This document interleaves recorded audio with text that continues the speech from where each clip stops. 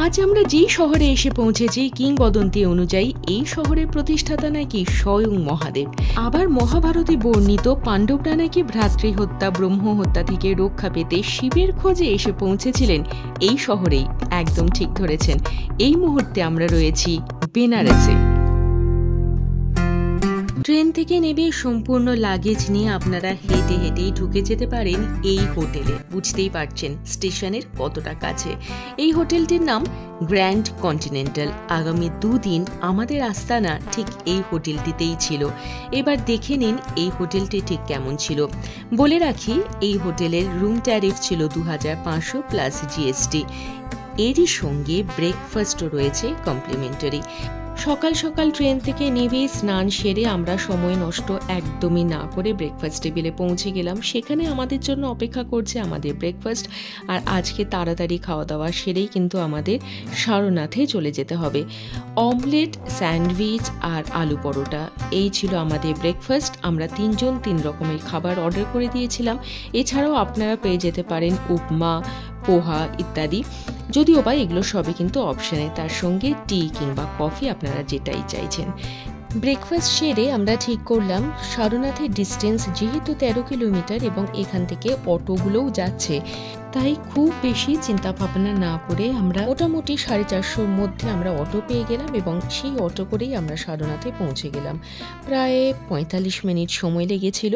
এবং সারনাথ কেন বিখ্যাত যারা জানেন না তাদের জন্য জানিয়ে দিই। গৌতম বুদ্ধ বোধগয়াতে বোধি লাভ করার পর সারনাথে এসে তিনি তার শিষ্যদের উপদেশ দিয়েছিলেন এবং তারপর থেকেই বৌদ্ধ ধর্মাবলম্বীদের কাছে এই জায়গাটি অত্যন্ত পবিত্র। এই মুহূর্তে আমরা রয়েছি একটি বুদ্ধিস্ট মনেস্ট্রিতে এবং তারপর আমরা পৌঁছে গেলাম এই জায়গায় যেখানে প্রতীকী গৌতম বুদ্ধ এবং তার শিষ্যদের দেখানো হয়েছে। গৌতম বুদ্ধ তার শিষ্যদের উপদেশ দিচ্ছেন এমনটাই দেখানো হয়েছে এবং এই জায়গার শান্ত পরিবেশ আপনার মনকেও শান্ত করবে।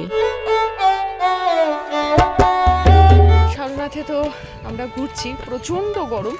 আপনারা যদি আসেন একটা ছাতা নেবেন, সঙ্গে টুপি থাকলে খুব ভালো হয়, গ্লাস তো অবশ্যই। তবে অ্যাকচুয়াল টাইম আমার মনে হয় কি সময় আসা উচিত? একদম তাই, উইন্টারে যদি আপনারা আসেন তবে ভালো করে এনজয় করতে পারবেন। যাই হোক, কিন্তু তাও আমাদের ইন্ডিয়াতে যে কত রকমের নানান ধরনের জায়গা রয়েছে দেখার, সত্যি ভালো লাগছে।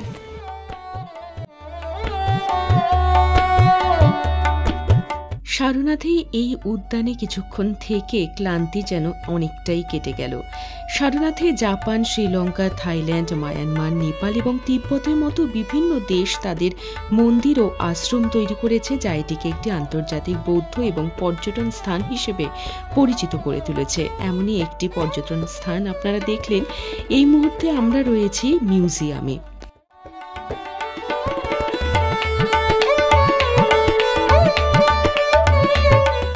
মিউজিয়াম ঘুরে ঘুরে দেখছিলাম এই স্থাপত্য শিল্পগুলো সত্যি কতটা নিখুঁত কারুকার্য।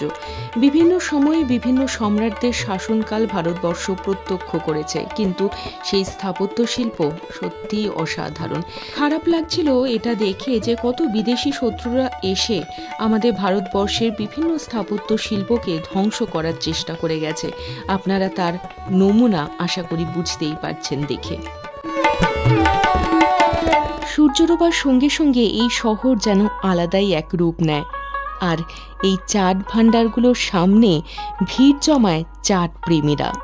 জানতে পারলাম কাশী চাট ভান্ডারের চাট নাকি পরিবেশিত হয়েছিল অনন্ত আম্বানির বিয়েতেও।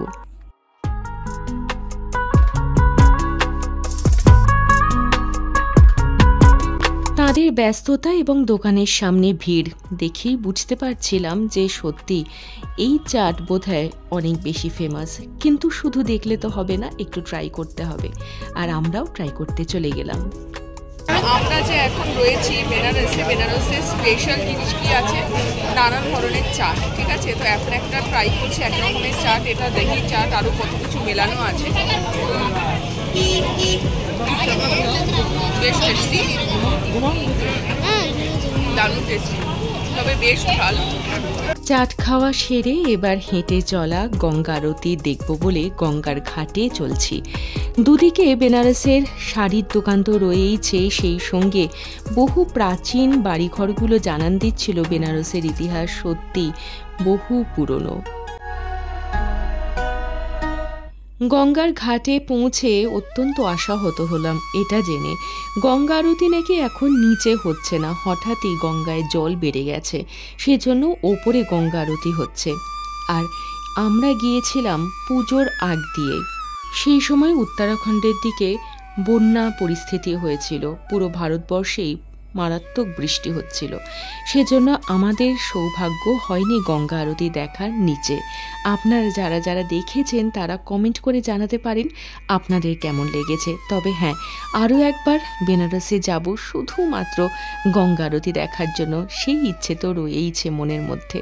তবে ভক্তদের ভিড় দেখে বোঝা যাচ্ছিল মায়ের আরতি নিচে হোক কিংবা উপরে হোক, ভালো করে দেখা যাক কিংবা না যাক, ভক্তদের ভক্তি তাতে কিছু অংশে কম হয় না। জানতে পারলাম গঙ্গার মধ্যে এভাবে প্রদীপের মধ্যে নিজের মনস্কামনা বলে যদি গঙ্গা মায়ের কাছে ভাসিয়ে দেওয়া যায়, সেই মনস্কামনা নাকি পূর্ণ হয়। তাই আমিও মায়ের উদ্দেশ্যে ভাসিয়ে দিলাম এই প্রদীপ।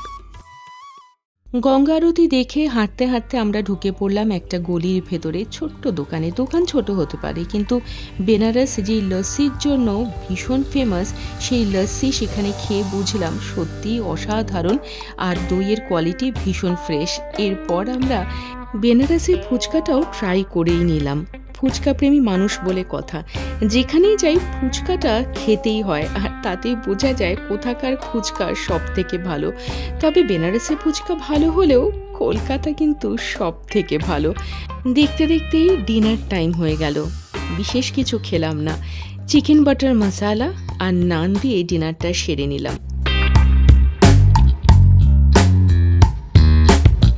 আজকের গন্তব্যস্থল কাশী বিশ্বনাথ ধাম। অটো করে নির্দিষ্ট স্থান অবধি পৌঁছে তারপরে বেনারসের অলিগলি ঘুরে আমরা চলছি এখন বিশ্বনাথ ধামের উদ্দেশ্যে। কাশী বিশ্বনাথ ধামের ইতিহাস প্রাচীন এবং বহুবার মন্দিরটি ধ্বংস ও পুনর্নির্মিত হয়েছে। এটি শিবের 12টি জ্যোতির্লিঙ্গের একটি। বিশ্বাস করা হয় গঙ্গা স্নানের পর এই মন্দির দর্শন করলে নাকি মোক্ষ লাভ হয়। জানিয়ে রাখি, 15.5 মিটার উঁচু চূড়াটি সোনায় মোড়া, তাই মন্দিরটি স্বর্ণ মন্দির নামেও পরিচিত। বর্তমান এই মন্দিরটি 1780 সালে মহারানী অহল্যাবাই হোলকার নির্মাণ করেছেন। যারা কয়েক বছর আগে এই মন্দির দর্শন করেছিলেন এবং যারা এখন মন্দির দর্শন করছেন, তারা বোধহয় পার্থক্য খুব ভালোই বুঝতে পারছেন। মানে এখানকার পরিষ্কার পরিচ্ছন্নতা বহু গুণে বেড়ে গেছে এবং এতটাই সুন্দর সিকিউরিটির ব্যবস্থা কি আপনার কোনোভাবেই কোনো রকম অসুবিধে হবে না। এখানে সব থেকে ভালো বিষয় হলো এখানে পাণ্ডাদের দৌরাত্ম্য নেই, সেজন্য আপনারা শান্তি মতন এখানে পুজো দিতে পারবেন। মন্দির দর্শন করেই মন্দির প্রাঙ্গণেই রয়েছে পুরোপুরি নিরামিষ এই সাউথ ইন্ডিয়ান খাবারের দোকানটি, সেখানেই আমরা ধোসা খেয়ে নিলাম। আর তারপরে মন্দির দর্শন করে বেরিয়ে বেনারসের ফেমাস সেই লস্যি এবং তার সঙ্গে কচুরি, জিলেপি ইত্যাদি খাবারগুলো আমরা খেয়ে নিয়েছিলাম। এরপর ঠিক করলাম আমরা শাড়ি দেখতে যাব এবং আমাদের সঙ্গে যিনি অটো চালক ছিলেন তিনিই নিয়ে গেলেন এই শাড়ি কারখানাটিতে। বেনারসি শাড়ির ইতিহাস মুঘল আমলে শুরু হয়, যখন সোনা, রূপো, জরি, সুতো ব্যবহার করে বেনারস শহরে এই শাড়ি তৈরি করা হতো। মুঘল সম্রাটদের পৃষ্ঠপোষকতাতেই গুজরাট থেকে আসা তাঁতিদের দ্বারা বিকশিত হয়েছিল এই শাড়ি শিল্প। শাড়ি দেখা সেরে আমরা পাশেই ছোট্ট একটা চায়ের দোকান, সেখানে চলে গেলাম আর সেখান থেকে টুকিটাকি কিছু খাবার খেয়ে নিলাম। এবার কিন্তু বেনারসকে বিদায় জানাতে হচ্ছে। কি করে দুটো দিন কেটে গেল সত্যিই বুঝতে পারলাম না। আরও একবার অন্য কোনো পথে বেরিয়ে পড়ব, সঙ্গে থাকবেন আপনারা নিশ্চয়ই। চ্যানেলকে সাবস্ক্রাইব করে রাখুন এমনই বিভিন্ন ধরনের ভিডিও দেখার জন্য। আজকের ভিডিও ভালো লাগলে লাইক শেয়ার করতে একদমই ভুলবেন না। খুব ভালো থাকবেন, নমস্কার।